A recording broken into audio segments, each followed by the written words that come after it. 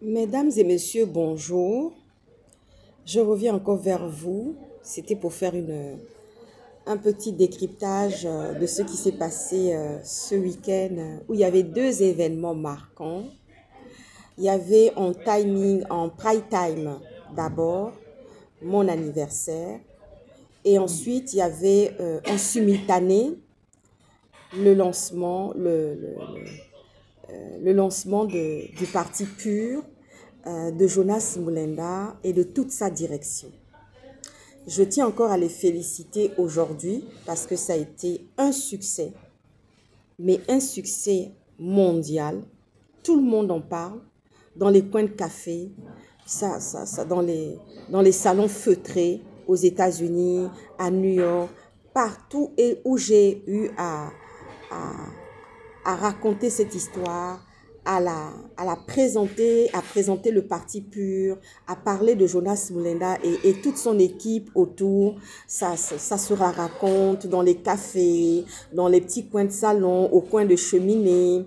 Et vous avez vu aussi quelque chose qui a dû vous intriguer, c'est que je fêtais mon anniversaire en grand nombre avec mes amis stratèges, avec mes amis ophtalmologues. Il y avait aussi une partie de ma famille qui était là justement pour me soutenir à ce moment-là. Et de l'autre côté de l'Atlantique, il y avait Jonas Mulenda qui était en train de lancer justement l'ouverture du parti, justement, et avec toute son équipe, et il y avait des intervenants, justement, vous avez vu ce beau ballet, hein, ces belles personnalités qui sont venues devant vous, justement, vous présenter ce qu'était le parti PUR, hein, et quel était le projet, justement, du parti PUR à ce moment-là.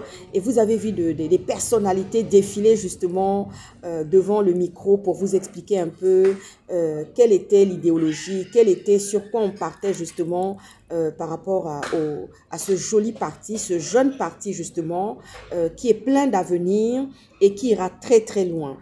Ensuite, vous avez vu aussi que en simultané, pendant que je fêtais mon anniversaire et que de l'autre côté de l'Atlantique, il y avait ce grand événement qui est le parti PUR, avec le président Jonas Mulenda, qui est d'abord journaliste d'investigation, écrivain et ensuite président aussi, et toute son équipe, toute sa direction autour de lui. Vous avez vu qu'il y avait un drone qui était en train de survoler justement à cet endroit où j'étais en train de fêter mon anniversaire.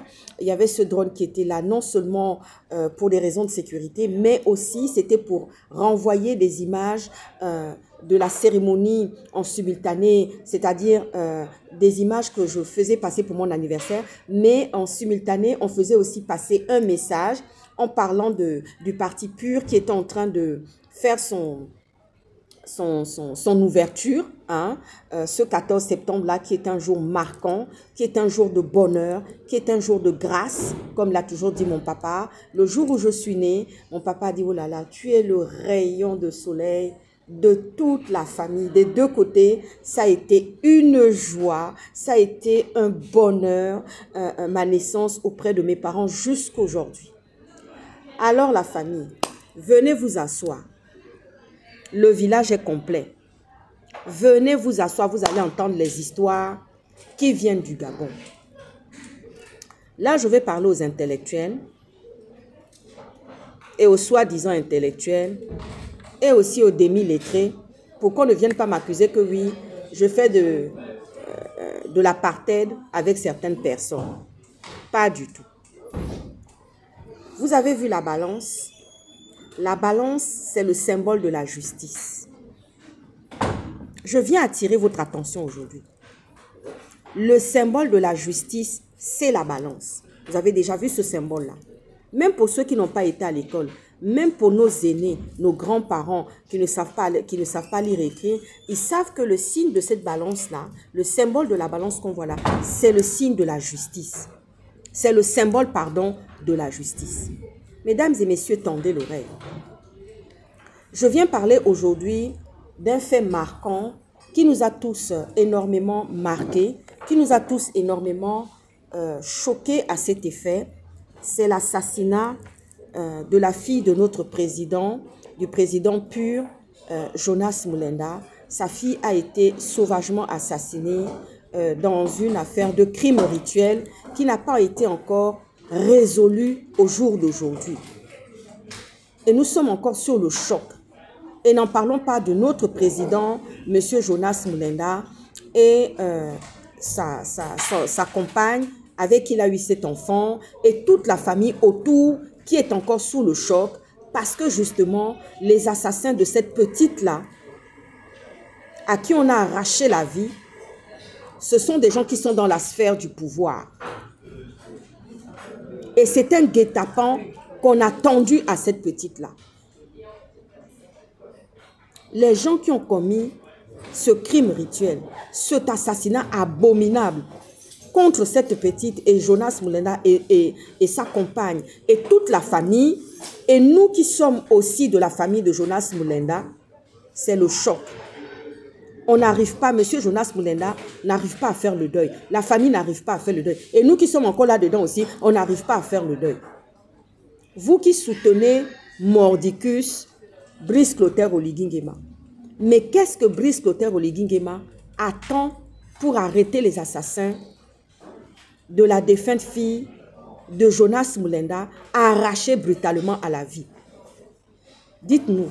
Parce que si ça arrivait dans vos maisons, vous allez crier, vous allez pleurer, vous allez même appeler les activistes pour vous venir en aide. Et notamment Jonas Mulenda. Parce que vous ne savez pas que Jonas Mulenda, c'est une perle. Vous ne savez pas que Jonas Mulenda, c'est une perle. Que c'est notre David. Vous le savez. Mais comme vous êtes toujours dans la connerie, dans les bêtises, dans l'aveuglement idiot, c'est pour ça que vous permettez, vous laissez ce genre de situation perdurer. En Côte d'Ivoire, on dit on va couper Igname en deux. Monsieur Oligui, c'est vous que j'interpelle encore. C'est vous que j'interpelle encore aujourd'hui. On va couper Igname en deux si les assassins de notre nièce, de notre soeur, de notre petite, de notre fille ne sont pas traduits en justice. Il n'y aura pas la paix au Gabon. Monsieur Oligui, ça sera une première.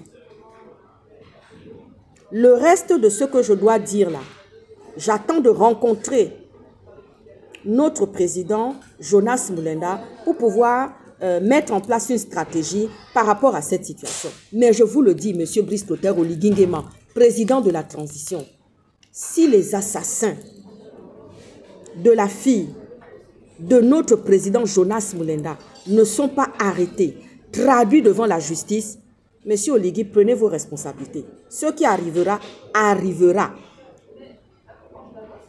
Parce que beaucoup de familles ont été endeuillées par les crimes rituels qui n'ont jamais été résolus, qui n'ont jamais... Parce que ces gens qui ont justement commandité ça, ce sont des gens qui sont dans la sphère du pouvoir. Les crimes rituels, notamment la fille de Jonas Mulenda, ce sont des gens qui sont dans la sphère du pouvoir, qui ont commis ce guet-apens-là. Et il y a une troisième chose dont vous n'êtes pas au courant, c'est parce que justement, les gens voulaient faire taire Jonas Mulenda. En venant s'attaquer à son enfant, à notre nièce, à notre fille, c'était une manière de faire taire Jonas Mulenda. Mais je vais vous le dire aujourd'hui, ni Jonas Mulenda, ni personne d'autre, ni nous n'allons jamais baisser la culotte devant vous. Nous irons jusqu'au bout. Et croyez-moi qu'il y a déjà une stratégie qui est mise en place. Monsieur Oligui, prenez vos responsabilités. Allez-y demander à nos frères ivoiriens ce que ça veut dire. On va couper Igname en deux. Si les assassins de cette petite-là ne sont pas arrêtés, traduits devant la justice et condamnés lourdement à vie, je vous le dis, monsieur Oligui, parce que vous avez assez joué comme ça. Vous avez assez joué comme ça. S'il y a des oui-oui qui acceptent cela, voici Anso Tunga, c'était un oui-oui. Aujourd'hui, il se retrouve avec des problèmes de santé, il a été maltraité, il a été, je ne sais comment, je n'ai même pas les mots. Les mots me manquent pour pouvoir parler de la situation de Anso Tunga. Et n'en parlons pas de Steve Akam, dit Ramon Kota. Le village, venez vous asseoir. Parce que cette situation, elle est grave. Je vous le dis, mon angle d'attaque, et c'est sincère, ça vient du cœur. Monsieur Oligui, quand vous prenez vos enfants pour les amener à l'école avec joie, avec la sécurité, avec justement l'argent du contribuable gabonais, ça ne vous dérange pas. Mais pendant ce temps, les assassins de la fille de monsieur Jonas Mulenda continuent à se pavaner, à courir dans les rues de Libreville. Je vous le dis, le monde entier va nous voir encore cette fois-ci, monsieur Oligui.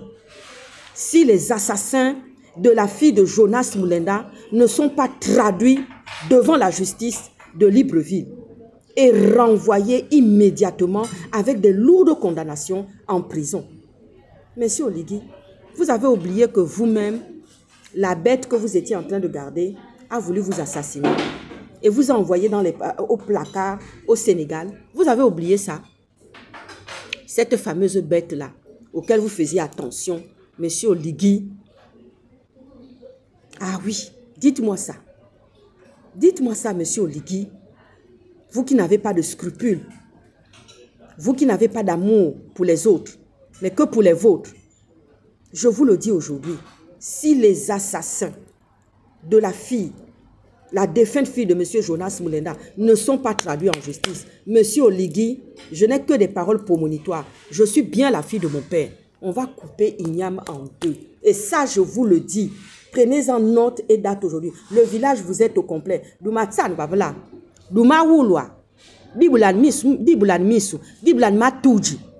Doukulu diam tipo si babla. Na Oligui. Sur ce, bonne journée, monsieur Oligui.